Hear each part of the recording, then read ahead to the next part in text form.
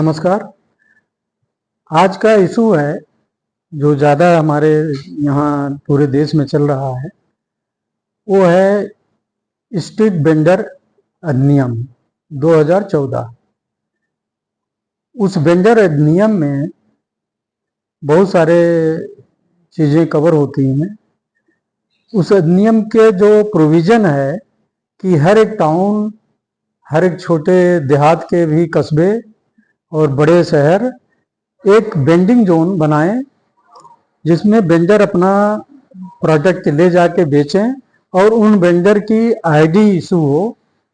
और हर शहर में कमेटी बने, वेंडर की कमेटी जो है सरकार अपनी बनाए, उसमें यहाँ के विधायक और सांसद और नगर पालिका के प्रतिनिधि सब हो के कम से कम 3-4 मीटिंगें लें और उनकी समस्याएं क्या रेज हो रही क्या नहीं हो रही हैं उनको हल करें।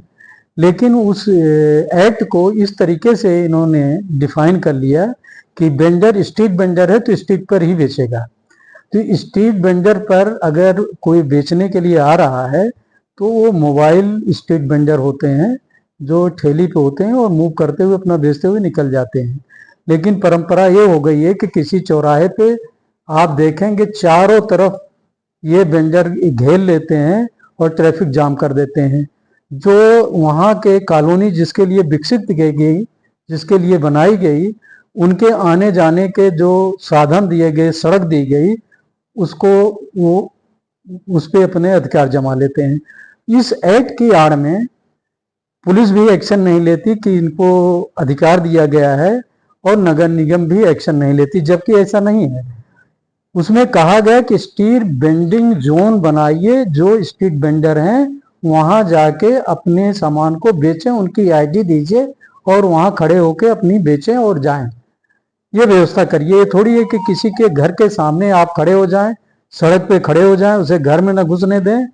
ये व्यवस्था उस एक्ट में नहीं की गई है, जिसका गलत इस्तेमाल करके आज पूरे बड़े शहर को भी पंगु बना दिया जाता है, ट्रैफिक जाम कर दिया जाता है, पॉल्यूशन बढ़ता है और लोग बीमार हो रहे हैं। ये आए दिन हर एक शहर में, हर एक जगह पे हो रहा है। इसी तरीके से आप देखेंगे स्टैंड बना दिए गए हैं, मेन सड़क पे स्टैंड बना दिए गए हैं, ट्रैफिक जाम हो जाता है। 1 किलोमीटर के बाद स्टैंड आपको मिल जाएगा। ये सारी व्यवस्था ऐसी नहीं कि दुर्व्यवस्था हो गई है। इस पर ध्यान देना शासन का। जो सड़क विक्रेता अधिनियम 2014 है, उसको सही तरीके से सभी निकाय पढ़ें और उस पर अपनी कार्रवाई करें।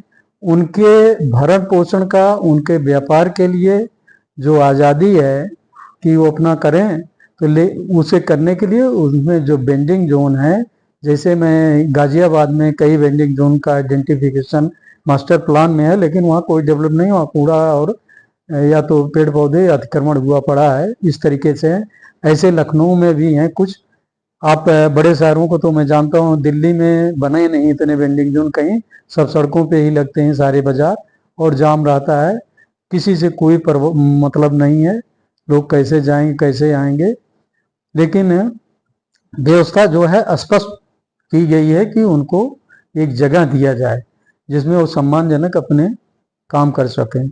और जिसको भी अपना नया प्रोडक्ट लेके आना है, बाजार में सब्जी उगाता है, वो चाहे शहर में जाए, अपना बेचना चाहे तो वो जाके वहाँ बेचे। अपनी एक आईडी वहाँ पे कटवा लेते हैं कि मैं यहाँ से आया हूँ और ये बेच रहा हूँ।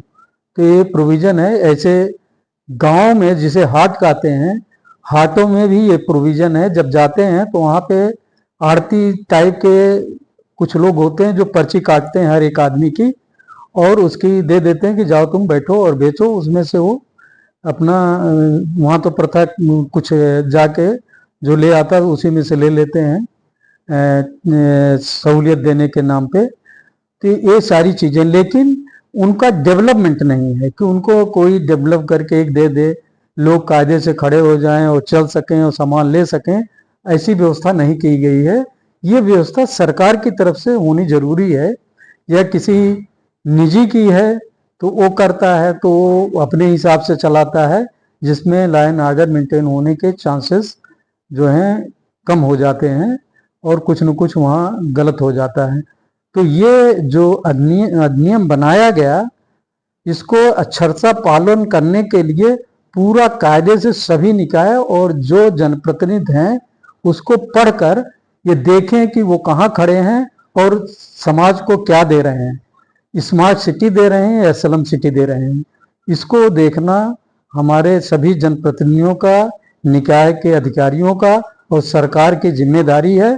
और जो वहाँ के निवासी हैं, जिन्होंने शहर जिनके उस पर बसा हुआ है, जो वहाँ पे मकान लिए हैं, उनके अधिकारों का भी हनन नहीं होना चाहिए। ये सारी चीजें देख के विकास हो। अब इसी में आता है वेंडर जो है आए और एकाएक अपना सामान बेचे और वहां से हट ले, तो उस वेंडर के द्वारा बेचे हुए जो उपभोक्ता के अधिकार हैं उनका भी हनन होता है। कि किसके पास जाए, वो तो हट गया, उसका तो कोई ऐसा हो को फोन करके उनसे पूछ सके, या उसकी आईडी हो, भाई तुम्हारी आईडी ये है और मैंने आपसे सामान लिया, ये गलत है, इसको वापस लो, इसे गलत सामान आप बेच रहे हो। तो क्वालिटी और खाद्य नियम का जो खाद्य उसके हैं कि जो उसके क्वालिटी से लेके और उसके सेल तक की प्रोसीजर है, उसकी भी गारंटी वेंडर को देनी पड़ेगी।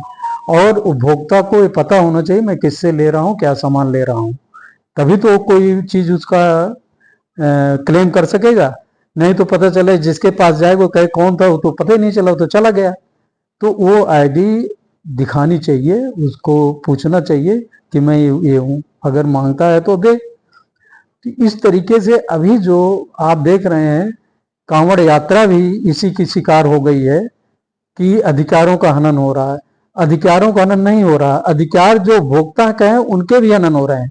जो अगर कोई चीज नहीं खाना चाहते और अनजाने में खा लेते हैं क्योंकि उनको बताया नहीं जा रहा है, तो उनके अधिकारों का भी हनन है। उपभोक्ताओं के ही अधिकारों का हनन होना भी एक संविधान का उल्लंघन है। और कोई अपने आईडी को, अपने नाम को बताने में क्या है, जात तो कोई पूछ नहीं रहा, नाम पूछ रहा है, तो जात का यहाँ पे कोई रोल नहीं है।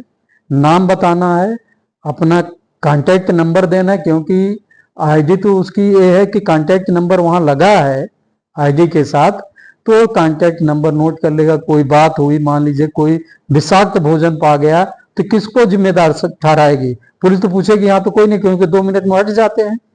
तो ये सारी व्यवस्था जो है दुर्व्यवस्था हो रही है। और सुप्रीम कोर्ट का जो डिसीजन है वो भी यही कहता है कि आप इच्छा से आपकी है कि आप लिख सकते हैं, नहीं लिख सकते, लेकिन उपभोक्ता भी जागरूक हो, जहां उसे दिख रहा ट्रांसपेरेंसी है वहां से परचेज करे।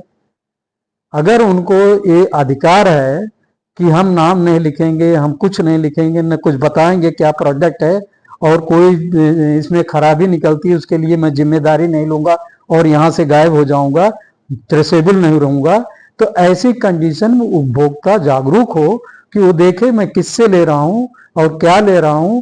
अगर कोई बात होती तो वो कैसे ट्रेस होगा, अगर वो गारंटी नहीं मिलती है तो वो उपभोक्ता मत ले।